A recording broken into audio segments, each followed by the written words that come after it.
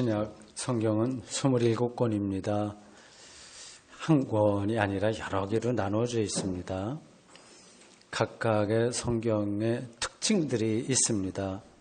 오늘 우리가 설교 본문으로 삼은 디모데 후서는 디모데 전서와 그리고 또 디도서와 함께 목회 서신으로 분류됩니다.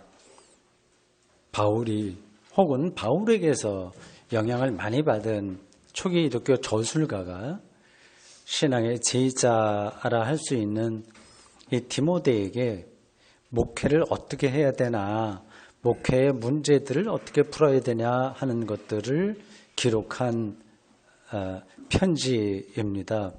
목회 현장에서 벌어지는 문제들이 종종 나옵니다. 이 디모데 전서와 후서와 디도서를 통해서 초기 기독교의 어떤 것들이 실제로 문제였나를 알 수 있습니다. 바울은 오늘 본문에서 특별히 14절과 15절에서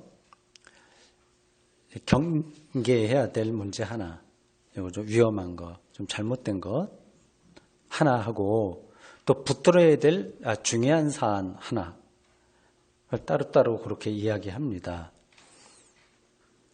먼저 경계해야 될 하나의 문제는 말다툼입니다. 시시하게 무슨 말다툼이냐 그래 생각이 되긴 해요. 근데 어쨌든 그때에도 이런 것으로 문제가 벌어진 것 같습니다. 14절 말씀을 다시 읽어보겠습니다. 너는 디모데를 향한 거예요. 젊은 목회자죠. 그들로 이 일을 기억하게 하여 말다툼을 하지 말라고 하나님 앞에서 엄히 명하라. 이는 아무 유익이 하나도 없고 도리어 듣는 자들을 망하게 함이라. 신자들에게 말다툼 하지 말라고 단단하게 일러두라는 충고입니다. 성경은 고상한 그 하나님의 그 깊은 그 계시, 창조 이런 것들 얘기해야지 어떻게 말다툼 갖고 얘기하나 조금 이상하긴 합니다. 이게 유익이 없고 그래 듣는 사람들을 망하게 한다고 말하고 있습니다.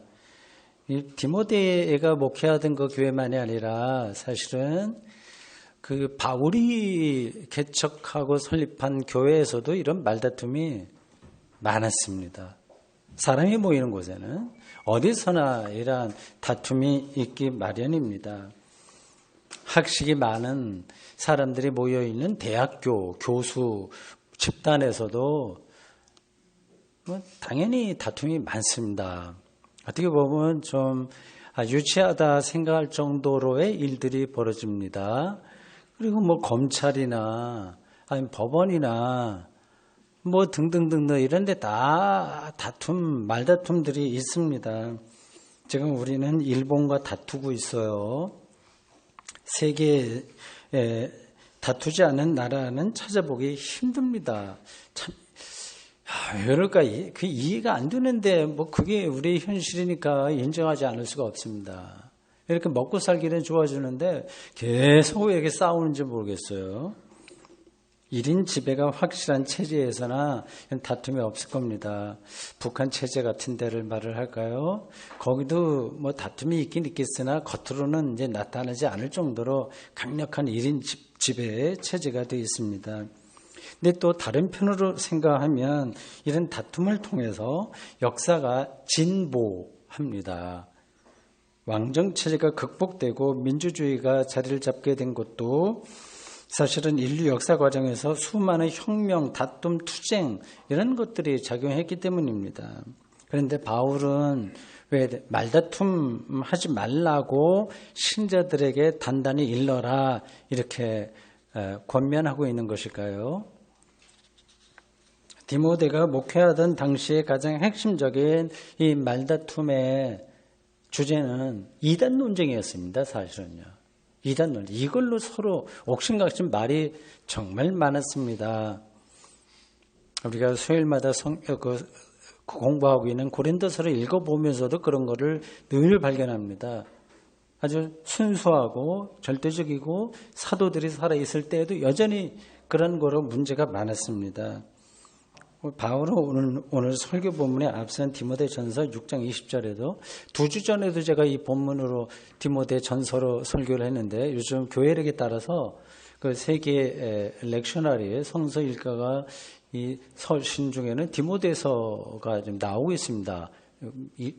그걸 따라서 제가 조금 하다 보니까 연달아서 디모데서를 본문으로 해서 설교를 했고 그러다 보니 어떤 교회의 현실적인 문제들이 좀 언급되고 있습니다. 지난주에는 누가복음 복음서를 했고요. 그래서 보통 한 달에 4번 설교를 하는데 구약 1번, 그리고 서신 1번, 복음서 2번 이런 정도로 합니다. 디모데전서 6장 20절에서도 그걸 바울이 짚습니다. 디모데야, 망령되고 헛된 말과 거짓된 지식의 반론을 피함으로써 내게 부탁한 것을 지켜라. 오늘 설교 본문에 이어지는 16절에서도 역시 이를 강조합니다. 망령되고 헛된 말을 버리라. 그들은 경건하지 아니하며 점점 나아가나니. 이단 논쟁에 떨어지면 이게 이단 논쟁이 어떤 거냐 하는 거 제가 뒤에 좀 말씀드리겠습니다. 거기에 떨어지면 경건성, 참된 신앙의 모습을 놓친다는 그런 의미입니다. 그래서 17절에서는 이단들의 주장, 옥신각신하는 것들을 가리켜 악성 종양과 같다고 아주 강하게 이야기합니다. 거기에 이름이 거론된 후메네오와 빌레도가 그런 이단 논쟁, 말다툼에 떨어져서 교회를 멀리한 것을 보입니다. 좋은 것으로 이름이 좀 거명됐으면 좋았을 텐데 이 두 사람은 좀 문제가 있는 사람으로 돼서 2000년 동안 많은 사람들의 입에 오르내리고 있네요. 1세기 교회에 1세기요. 교회가 시작할 때잖아요. 2세기까지 그게 좀 연결되긴 한데 4세기까지가 중요합니다. 기독교의 모든 중요한 게 다 그때 결정됐습니다. 4세기까지. 신약 성경도 그때 결정되고 모든 그 공의회 기독교 신학을 결정하는 모든 것들이 다 4세기까지. 그러니까 기원 후 50년에서 395년, 97년, 400년까지 그때까지가 중요합니다. 그 1세기 교회의 가장 큰 이단은 영지주의입니다. 영적인 지식을 가장 중요하게 여기는 사상입니다. 그거 자체로는 이상한 게 아니에요. 기독교 신앙도 영적인 경험을 중요하게 생각하지 않습니까? 문제는 그 영지주의 사상이 플라톤에서 나온 건데, 이제 그 사상이 그 지중해 연안의 모든 데를 다 지배하고 있을 때입니다. 하나의 철학이고 사상입니다.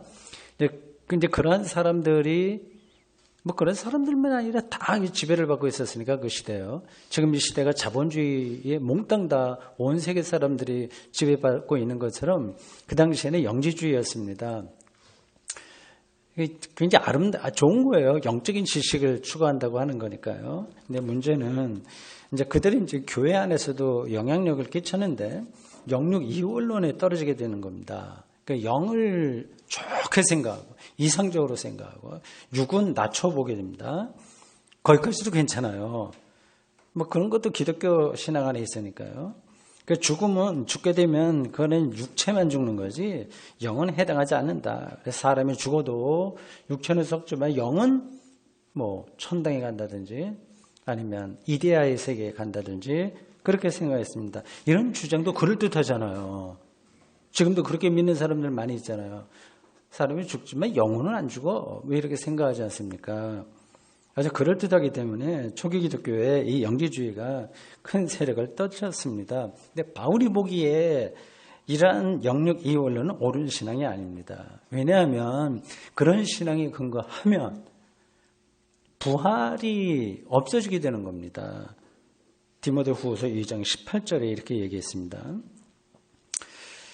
진리에 관하여는 그들이 이 영지주의를 가리켜요. 여러분들 그냥 읽어서는 그게 잘 나타나지 않죠.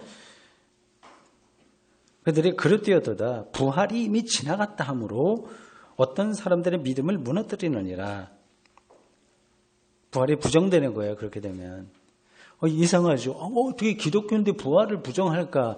그 당시는 부활 신앙이 자리를 잡지 않았을 때입니다. 고린도후서 15장 12절. 그것도 좀 이상하게 여러분들의 생각이 될 거예요. 고린도후서 15장 12절에서도 바울이 그걸 짚습니다. 그 부활장이라고 하죠. 15장. 그리스도께서 죽은 자 가운데서 다시 살아나셨다 전파되었거늘 너희 중에 어떤 사람들은 어찌하여 죽은 자 가운데서 부활이 없다 하느냐.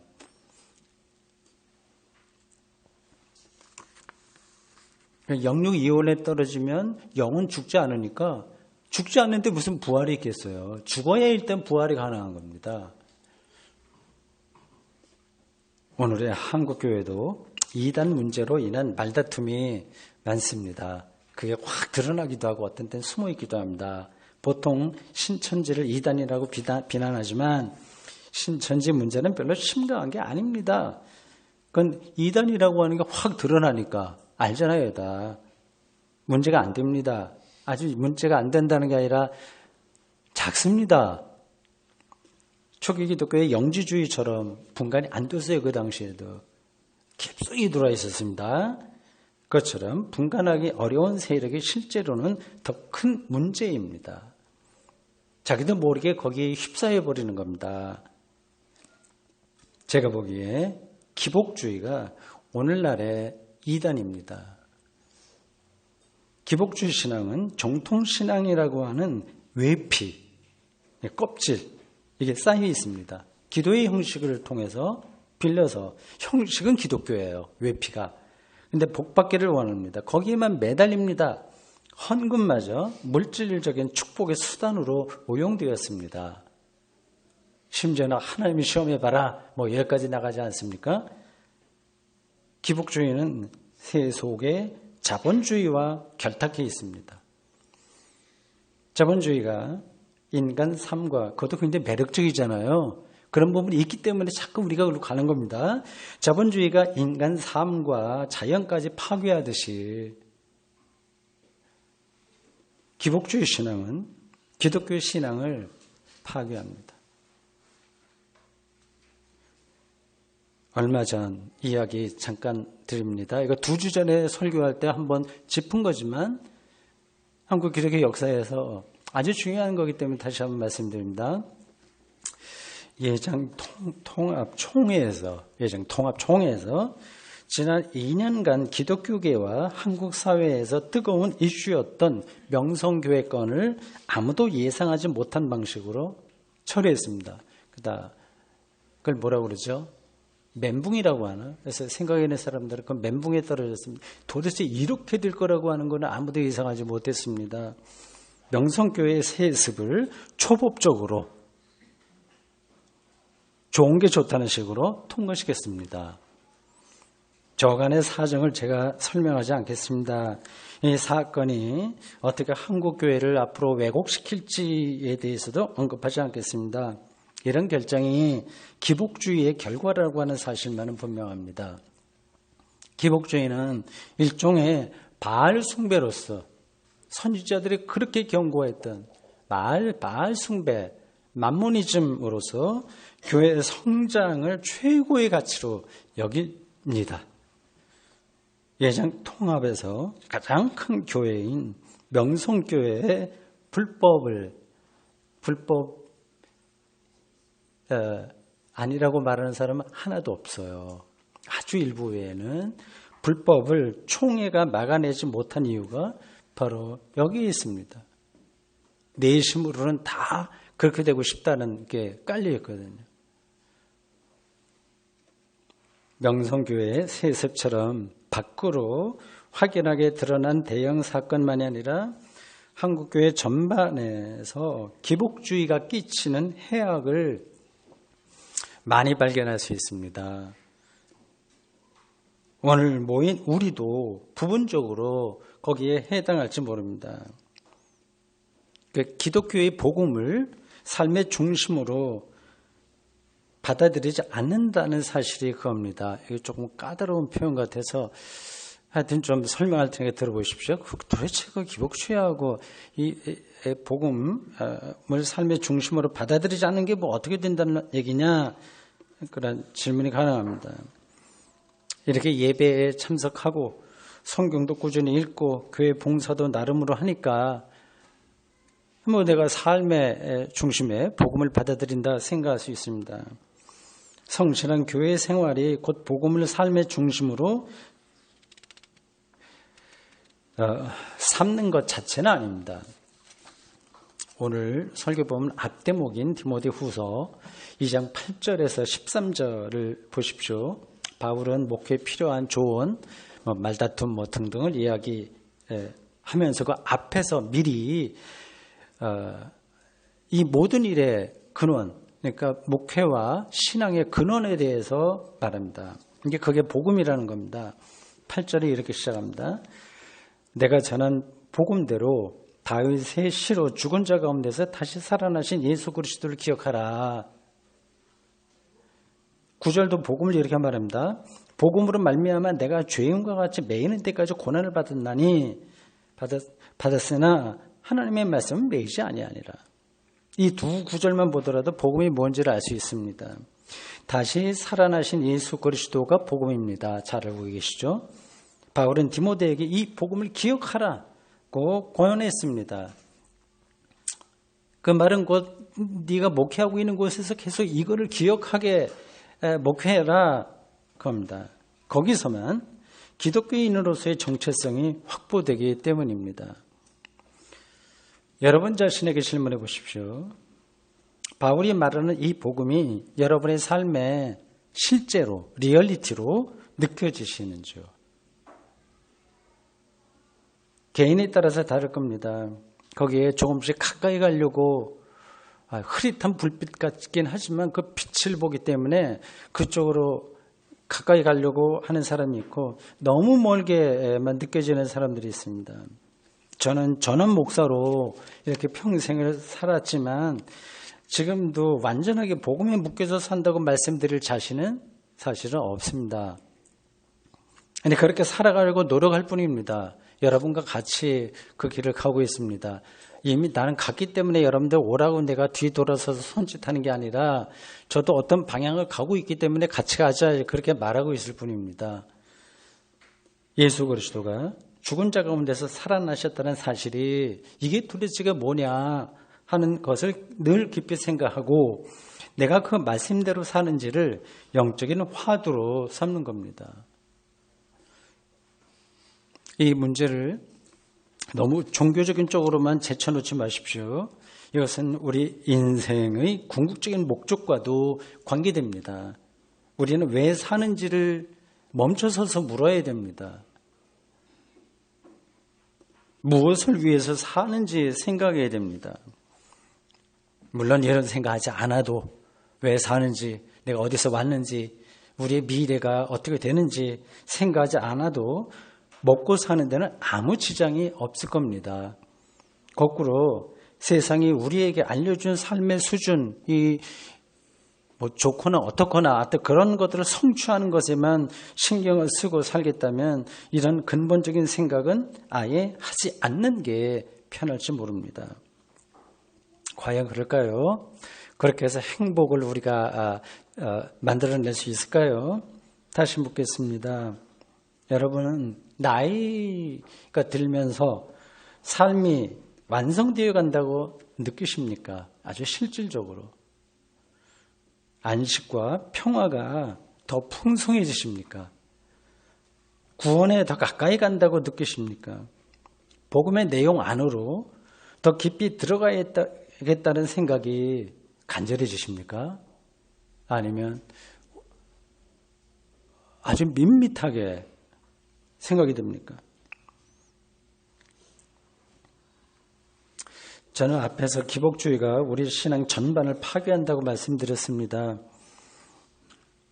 세상의 일에서나 신앙의 일에서나 네가 옳으니 내가 옳으니 말다툼만 많아지게 됩니다. 이 기복주의 신앙 이러한 우리를 그쪽으로 가게 하는 뿌리입니다. 긍정적인 뜻으로나 부정적인 뜻으로 야, 이거 인생이 나궈져야 되는 거 아니야. 그런 불안과 염려에 휩싸는 겁니다. 이런 삶에 길들면 기독교 복음을 진지하게 대할 수가 없습니다. 자기 머릿속에 관심은 오롯이 기복, 자기 염려 거기에 떨어져 있는데 이 예수가 죽은 자 가운데 살아났다고 하는 것이 어떻게 들리겠습니까? 복음의 삶, 구원의 삶, 영원한 삶 이건 너무 종교적인 거로 떨어져 버리고 아예 관심의 대상이 아닙니다.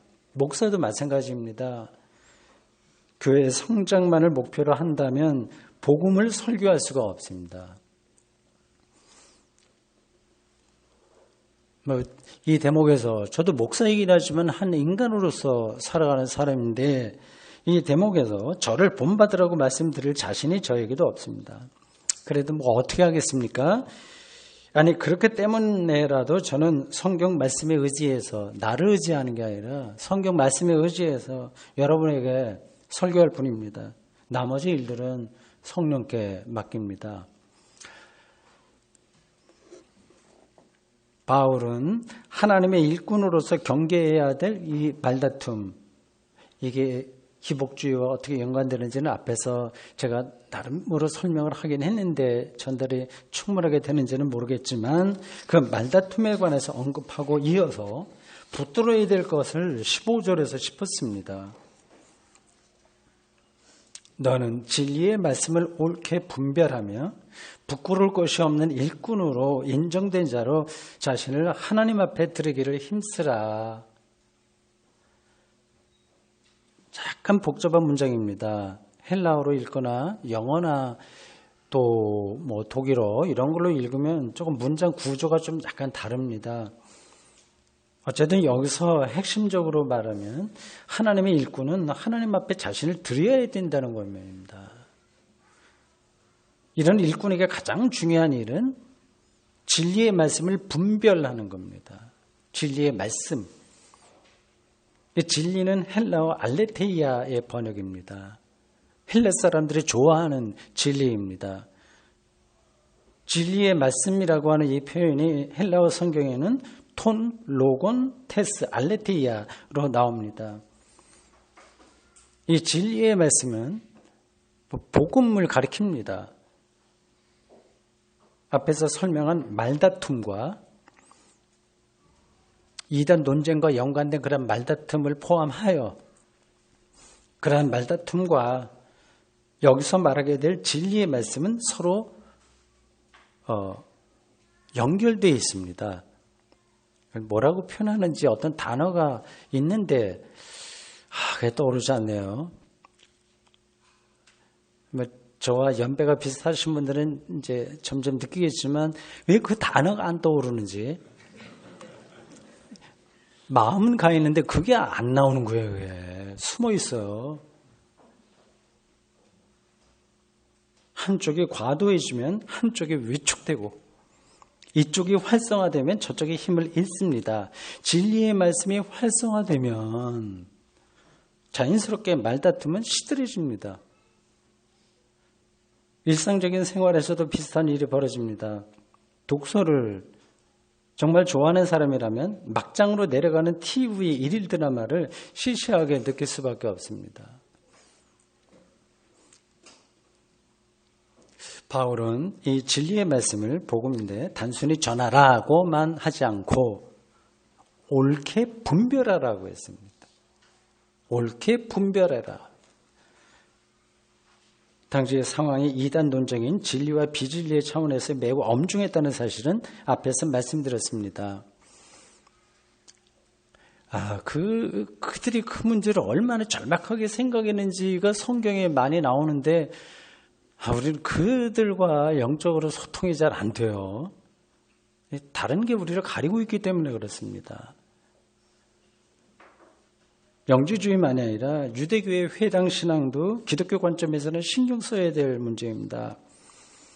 그리고 예수의 동생 야고보를 수장으로 하는 예루살렘의 유대인 기독교와도 갈등을 겪었습니다.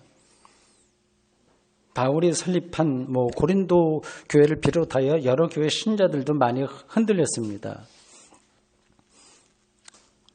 그리고 이 바울의 후반기에는 노년이랄까 해도 후반기, 사역의 후반기에서는 자기가 개척한 교회 모든 신자들로부터 외면을 받았고 로마 교회에서도 별로 지원을 받지 않고 혼자 외롭게 어디선가 죽었습니다. 교회 안과 밖의 여러 사상과 전통들이 서로 경쟁을 벌이는 상황이었습니다. 이럴 때는 어떻게 해야 되나? 기독교 신앙의 정체성을 정확하게 붙들어야 됩니다. 여러분들이 도대체 어떻게 살아야 되지? 그런 것 고민이 될 때 많죠. 다 그렇습니다. 안 그런 사람 없습니다. 굉장히 저 사람은 확실하게 어떤 방향을 향해서 열심히 사는 거 보니까 확신이 있는 것 같아 보일지만 착각입니다. 모두가 다 불안하게 생각합니다. 이런저런 소리와 주장 가운데서 이렇게 당황하고 있습니다. 그걸 숨기고 있을 뿐이에요. 이럴 때는 어떻게 해야 됩니까? 기독교 신앙의 정체성을 정확하게 붙드는 것이 최선입니다. 그게 바로 복음을 옳게 분별하는. 그냥 분별이라고만도 안 하고 바울은 옳게 분별해라. 이렇게 얘기하고 있어요. 복음을 옳게 분별하는 일, 그거는 목사나 신학자들의 몫이지 일반 신자들에게는 해당되지 않는 거다. 그렇게 생각할 수 있습니다. 일리가 있긴 하지만 실제로 그렇지 않습니다.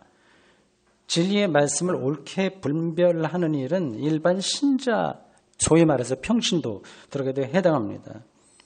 근데 복음 선포가, 그러니까 저 설교가 아니면 어떤 책이 기독교 신앙서적이 옳은지 아닌지를 분간해야만 신앙이 바로 설 수 있기 때문입니다.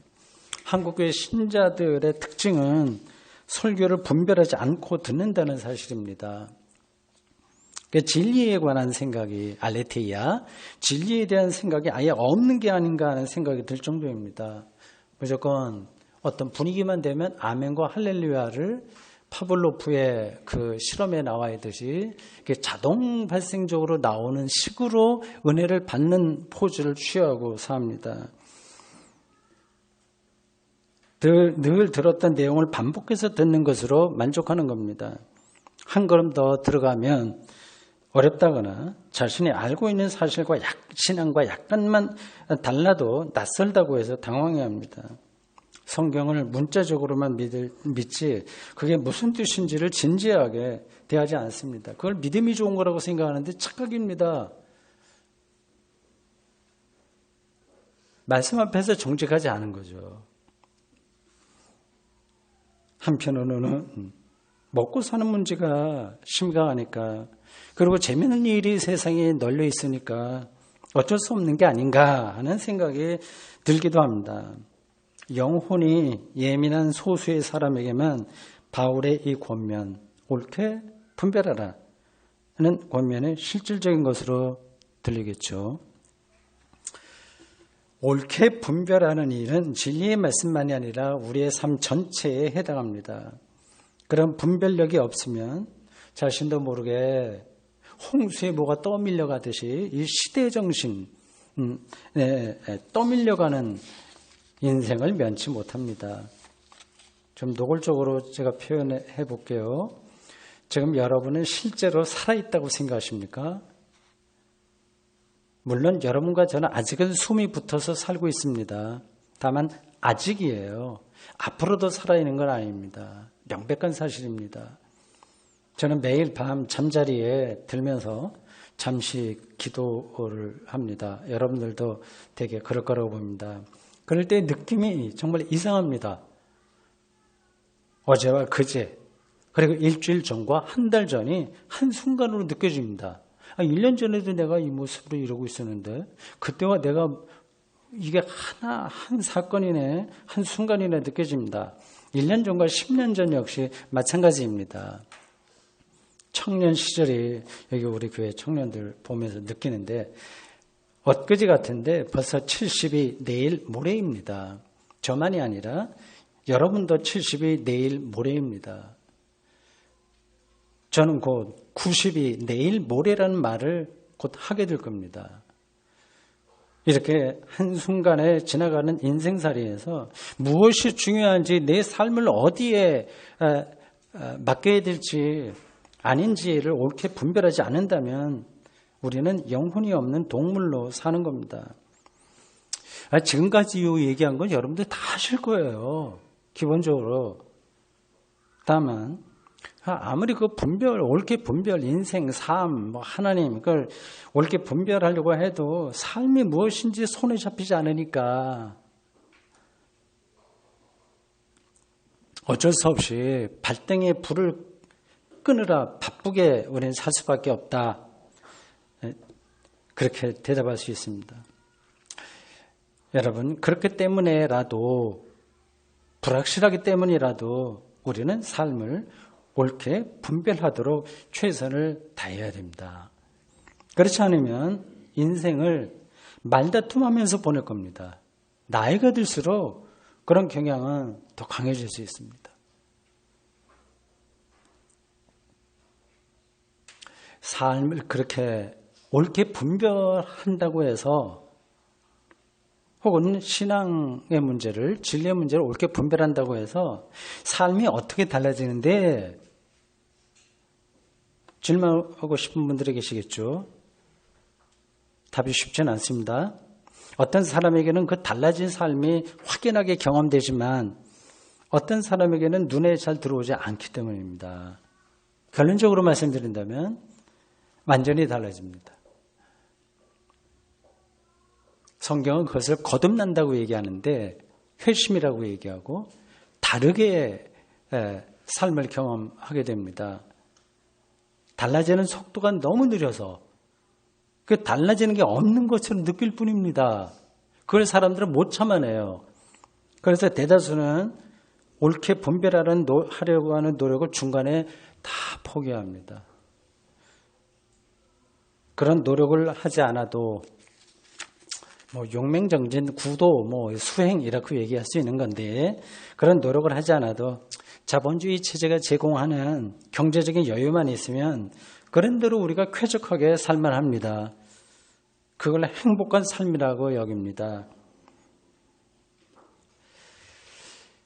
자칫하면 그런 데 떨어지기 때문에 그렇게 때문에라도 우리는 더욱 노력하지 않으면 안 됩니다.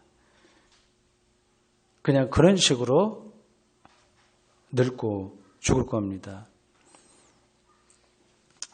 복음을 통해서 그걸 바르게 옳게 분별하는 신앙의 수행의 과정을 통해서 그렇게 사는 것이 실제로 어떻게 달라지는지에 대해서 저는 파울로 코엘료의 연금술사 아주 간단하게 소개하는 것으로 대신하겠습니다. 저는 하는 예로 설명하는 겁니다. 목동인 산티아고가 연금술을 배우기 위해서 순례길을 떠납니다. 피라미드 근처 이집트 그 어딘가에서 드디어 연금술사를 만납니다. 연금술사는 산티아고에게 이렇게 말합니다. 연금술은 나무로 금을 만드는 비술, 비밀스러운 마술과 같은 비술이 아니라 세상의 모든 것을 금으로 볼 줄 아는 영적인 시각이다. 그 말이죠. 달라지는 거죠, 세상. 그 사람에게요. 그걸 아마 경험하신 분들은 하셨을 겁니다. 모래 하늘이 바로 우주라고 그 산티아고 청년에게 연금술사가 말합니다. 그런 건 좀 환상 같아. 현실이 아닌 것 같아. 이렇게 말하는 사람은 세상을 아직 모르는 겁니다.